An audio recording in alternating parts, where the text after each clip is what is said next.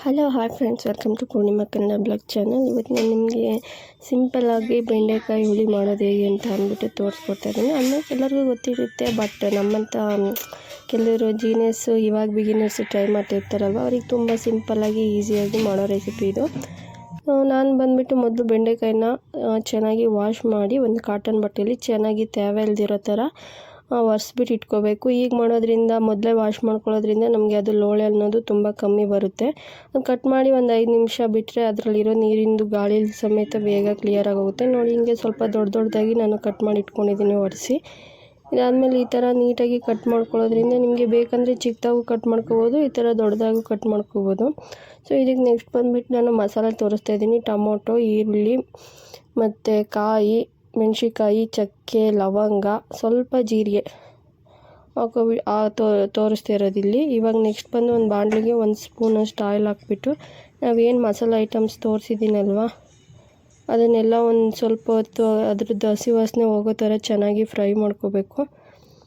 ನಾನು ಇಲ್ಲಿ ಎಲ್ಲ ಒಟ್ಟಿಗೆ ಹಾಕ್ಬಿಟ್ಟು ನಾನು ಫ್ರೈ ಮಾಡ್ತಾಯಿದ್ದೀನಿ.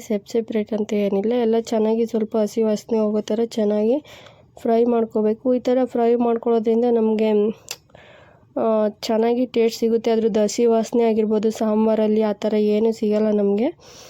ಸ್ಮೆಲ್ ಕೂಡ ಚೆನ್ನಾಗಿ ಬರುತ್ತೆ, ಚಕ್ಕೆ ಲವಂಗ ಹಾಕಿರ್ತೀವಲ್ವ, ಹಾಗಾಗಿ ಅದ್ರ ಸ್ಮೆಲ್ಲು ಟೇಸ್ಟು ಕೂಡ ಎಲ್ಲ ಚೆನ್ನಾಗಿ ಬಂದಿರುತ್ತೆ.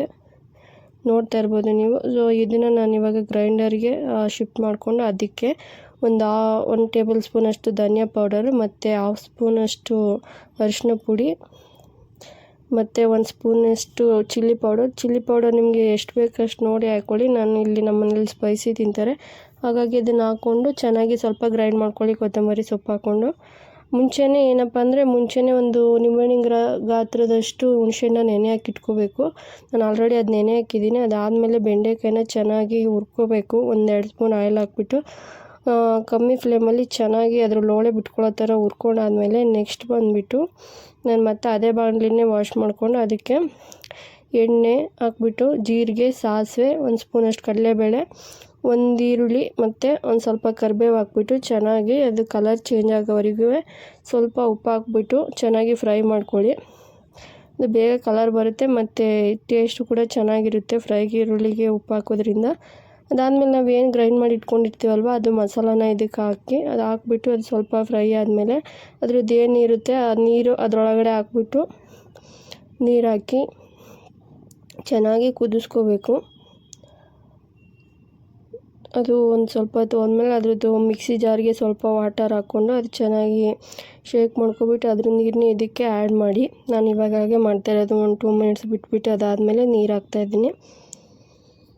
ಸೊ ನಿಮಗೆ ತಿಕ್ಕಾಗಿ ಬೇಕು, ಗ್ರೇವಿಯಾಗಿ ಬೇಕು ಅಂತ ಅಂದರೆ ನೀವು ಗ್ರೇವಿ ಥರನೂ ಮಾಡ್ಕೋಬೋದು. ಹುಳಿ ಸ್ವಲ್ಪ ಕಮ್ಮಿ ಹಾಕ್ಕೋಬೇಕಾಗುತ್ತೆ. ನಿಮಗೆ ಬೇಡ, ನಮಗೆ ಸಾಂಬಾರು ಥರ ಬೇಕು ಅಂದರೆ ಸ್ವಲ್ಪ ನೀರು ಜಾಸ್ತಿ ಮಾಡಿಕೊಂಡ್ರೆ ಆಯಿತು. ನಾನು ಇಲ್ಲಿ ಸಾಂಬಾರು ಥರ ಮಾಡ್ಕೋತಾ ಇದ್ದೀನಿ. ಯಾಕೆಂದರೆ ಈಗ ನಾನು ಮಾಡ್ತಾಯಿರೋದು ರೈಸು ಮುದ್ದೆಗೆ ಎಲ್ಲ ಚೆನ್ನಾಗಿರುತ್ತೆ. ನೀವು ಚಪಾತಿಗೆ, ರೊಟ್ಟಿಗೆ ಆ ಥರ ಬೇಕು ಅಂದರೆ ಸ್ವಲ್ಪ ಗಟ್ಟಿಗೆ ಮಾಡ್ಕೊಳ್ಳಿ, ಇದೇ ಚೆನ್ನಾಗಿ ಬರುತ್ತೆ.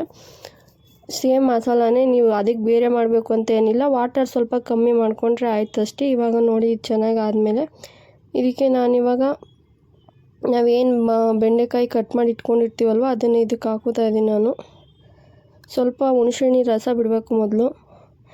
ನೋಡಿ, ನಾನು ಸ್ವಲ್ಪನೇ ಹುಣಸೆಹಣ್ಣು ರಸ ಬಿಡ್ತಾಯಿದ್ದೀನಿ. ಆವಾಗಲೇ ಹೇಳಿದೆ ಅಲ್ವಾ ನೆನೆಸಿಟ್ಕೊಂಡಿದ್ದೆ ಅಂತ ಅಂದ್ಬಿಟ್ಟು. ಅದೇನು ಒಂದು 5 ನಿಮಿಷದಲ್ಲಿ ನೆಂದೋಗುತ್ತೆ. ಸ್ವಲ್ಪ ಬಿಸಿನೀರಿಗೆ 1 ನಿಂಬೆಹಣ್ಣಿನ ಗಾತ್ರ ಹುಣಸೆಹಣ್ಣು ಹಾಕಿ ಮತ್ತು ಅದೇನು ಹುಣಸೆಹಣ್ಣು ಇರುತ್ತಲ್ವ ಅದು ಎಸಿದೇ ನಾವೇನು ತಾಮ್ರದ ಪಾತ್ರೆ ಇರ್ತೀವಿ ಅದು ವಾಶ್ ಮಾಡೋಕ್ಕೂ ಸಮೇತ ನಾವು ಯೂಸ್ ಮಾಡ್ಬೋದು. ಅದಾದಮೇಲೆ ನಾನು ಇದಕ್ಕೆ ಸ್ವಲ್ಪ ಉಪ್ಪು ಹಾಕ್ಬಿಟ್ಟು ಚೆನ್ನಾಗಿ ಸ್ವಲ್ಪ ಬಿಸಿ ಆದಮೇಲೆ ಅದಕ್ಕೆ ನಾವೇನು ಕಟ್ ಮಾಡಿ ಹುರಿದಿಟ್ಕೊಂಡಿರ್ತೀವಲ್ವ ಬೆಂಡೆಕಾಯಿ ಹೀಗೆ ಹಾಕೋದ್ರಿಂದ ಅದು ಹುಳಿ ಅನ್ನೋದನ್ನು ಚೆನ್ನಾಗಿ ಹೀರ್ಕೊಳ್ಳುತ್ತೆ, ಉಪ್ಪು ಖಾರ ಅನ್ನೋದು ಚೆನ್ನಾಗಿ ಹೀರ್ಕೊಳ್ಳುತ್ತೆ. ಆಮೇಲೆ ನಮಗೆ ತಿನ್ನೋಕ್ಕೂ ಟೇಸ್ಟ್ ಕೂಡ ಚೆನ್ನಾಗಿರುತ್ತೆ. ನೋಡಿ, ಬೆಂಡೆಕಾಯಿ ಎಲ್ಲ ಹಾಕಿದ್ಮೇಲೆ ಒಂದು 5 ನಿಮಿಷ ಚೆನ್ನಾಗಿ ಕುದಿಸ್ಕೋಬೇಕು. ಅದು ಸಾಂಬಾರು ಸ್ವಲ್ಪ ತಿಕ್ಕಾಗೋವರೆಗೂ ಚೆನ್ನಾಗಿ ಕುದಿಸ್ಕೊಂಡ್ರೆ ನಿಮಗೆ ಸಾಂಬಾರು ಅನ್ನೋದು ಬೆಂಡೆಕಾಯಿ ಹುಳಿ.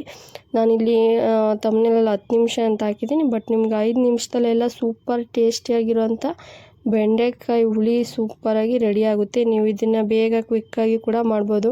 ರೈಸಿಗೆ ಏನಪ್ಪ ಮಾಡೋದು ಅಂತ ಯೋಚನೆ ಮಾಡ್ತಿದ್ರೆ ಇದನ್ನು ಆರಾಮಾಗಿ ನೀವು ಒಂದು 10 ಮಿನಿಟ್ಸ್ ಒಳಗಡೆ ಇದನ್ನು ಮಾಡಿ ಮುಗಿಸ್ಬೋದು. ಸೊ ಸಿಂಪಲಾಗಿರೋ ರೆಸಿಪಿ ನಿಮಗೆ ಇಷ್ಟ ಆಗಿದ್ದರೆ ನನ್ನ ಚಾನಲ್ನ ಲೈಕ್ ಮಾಡಿ, ಶೇರ್ ಮಾಡಿ, ಹೇಗಿತ್ತು ಅಂದ್ಬಿಟ್ಟು ಟ್ರೈ ಮಾಡಿ, ಕಮೆಂಟ್ ಮಾಡಿ. ಆ್ಯಂಡ್ ಪ್ಲೀಸ್ ಫ್ರೆಂಡ್ಸ್, ನನ್ನ ಚಾನಲ್ನ ಸಬ್ಸ್ಕ್ರೈಬ್ ಮಾಡೋದನ್ನ ಮಾತ್ರ ಮರಿಬೇಡಿ.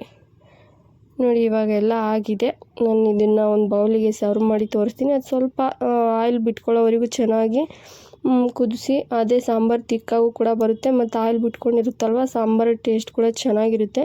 ಕುದೀತಾ ಸಾಂಬಾರು ಕೂಡ ಗಟ್ಟಿಯಾಗುತ್ತೆ. ಸೊ ನೋಡಿ ನಾನು ಮಾಡಿರೋದು ಹೀಗಿದೆ. ನಿಮಗೆ ಇಷ್ಟ ಆದರೆ ಲೈಕ್ ಮಾಡಿ, ಶೇರ್ ಮಾಡಿ, ಕಮೆಂಟ್ ಮಾಡಿ. ಬಾಯ್ ಬಾಯ್.